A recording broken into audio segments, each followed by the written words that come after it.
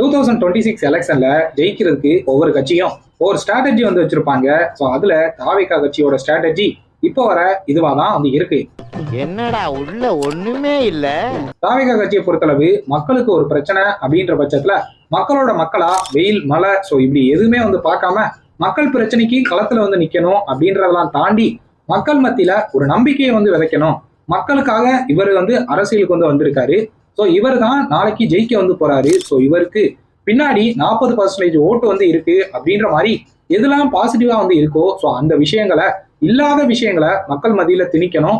So அவங்களையும் ஒரு வாக்காளரா நம்ம வந்து மாத்தணும்.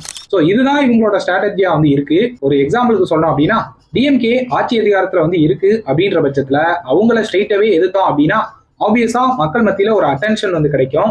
அதை தாண்டி டிவிகே வெர்சஸ் டிஎம்கே அப்படின்னு சொல்லிட்டு நம்மளே ஒரு கான்செப்டை வந்து உருவாக்குவோம். ஸோ அது மூலியமா ஓகே டிஎம்கே கட்சிக்கு இவங்க தான் மாற்று அப்படின்ற மாதிரி மக்கள் மத்தியில ஒரு நம்பிக்கை வந்து கிரியேட் ஆகும். ஸோ இப்படின்ற மாதிரி ஒரு போலி பிம்பத்தை மக்கள் மத்தியில திணிக்கிறாங்க. ஸோ இதுதான் இவங்களோட ஸ்ட்ராட்டஜியா வந்து இருக்கு. ஸோ இதை பத்தி நீங்க உண்மையிலே என்ன நினைக்கிறீங்க அப்படின்னு சொல்லிட்டு உங்களோட ஒப்பீனியனை மறக்காம கமெண்ட்ஸ்ல வந்து போடுங்க.